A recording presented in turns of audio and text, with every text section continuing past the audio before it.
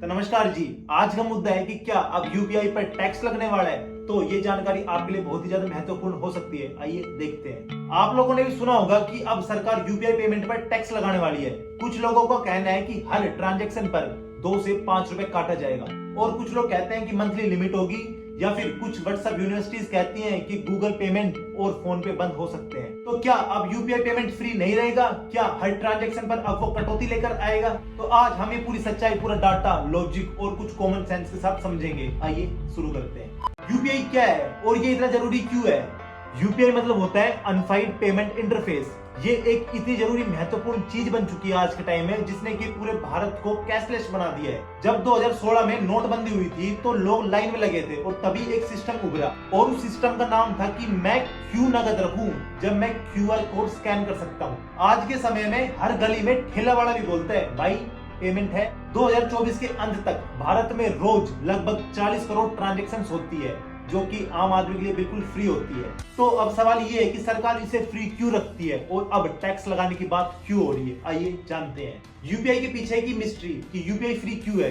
UPI के पीछे NPCI, national payment corporation of India, जो कि एक नॉन प्रॉफिट संस्था है, जो कि ना ही पब्लिक है और ना ही प्राइवेट है। अब एनपीसीआई को हर ट्रांजैक्शन के पीछे कुछ खर्चा आता है, जैसे कि मेंटेनेंस चार्ज, अपग्रेड्स करना कुछ, या फिर साइबर सिक्योरिटी, ऐसे थोड़े बहुत खर्चे आते हैं। ये खर्चे अब तक बैंक्स और सरकार मिलकर उठा रही थी, लेकिन जैसे जैसे ट्रांजैक्शंस बढ़ी वैसे वैसे बहुत ही खर्चा भी बढ़ी है। 2023 में आरबीआई ने कहा कि हमें पेमेंट को सस्टेनेबल बनाना है, मतलब कि या तो खर्चा बैंक उठाए या फिर भाई आम आदमी मदद करे थोड़ा सा बैंक को खर्चा उठाने के लिए यूपीआई का। तो क्या अब सच में टैक्स लगेगा? तो अब बात करते हैं वायरल हो रही खबरों के आधार पर। 2024 में खबर आई कि यूपीआई के ऊपर एमडीआर, मर्चेंट डिस्काउंट रेट, वापस से लाया जाएगा। तो क्या अब इसका मतलब हमसे पैसा कटेगा? जी नहीं।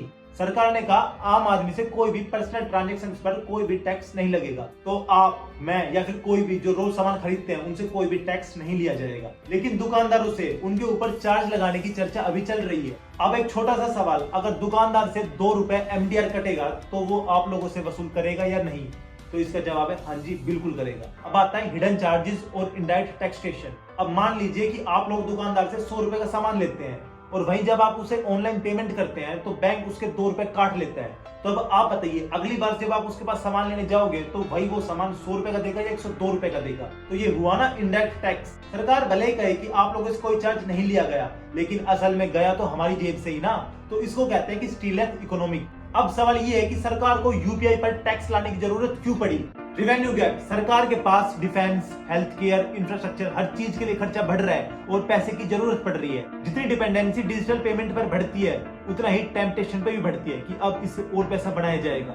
तीसरी बात आती है मेन, बैंक का दबाव।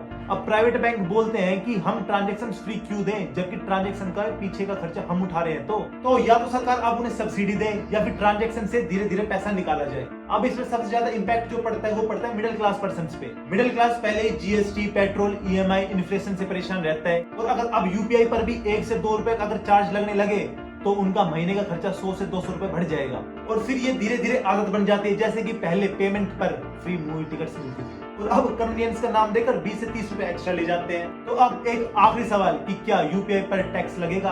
तो इसका जवाब है कि नहीं, अभी पर्सनल यूजर्स के लिए नहीं लगेगा, लेकिन फ्यूचर में इनडायरेक्टली तरीके से भाई पर्सनल यूजर्स पे भी टैक्स लग सकता है। अगर सरकार मर्चेंट से एमडीआर लेती है तो दुकानदार उसकी इनडायरेक्टली भरपाई कस्टमर से ही करेगा। जिस तरह पहले टोल टैक्स सिर्फ हाईवे तक था, अब हर गली में आ गया है, वैसे अगर यूपीआई ट्रांजैक्शन टैक्स एक बार चल गया तो फिर वो रुकने वाला नहीं है। इसलिए आज सवाल ये नहीं है कि टैक्स लगेगा या नहीं, बल्कि सवाल ये है कि किस हद तक हम टैक्स को नॉर्मल मानने लगेंगे। क्या आपको लगता है सरकार को किसी भी यूपीआई ट्रांजैक्शन पर टैक्स लगाना चाहिए या फिर डिजिटल इंडिया के नाम पर फ्री रखना चाहिए? तो कमेंट करके जरूर बताइए और इस वीडियो को शेयर कीजिए ताकि लोग अफवाह और हकीकत के बीच में फर्क समझ सके। तब तक के लिए जय हिंद, जय भारत।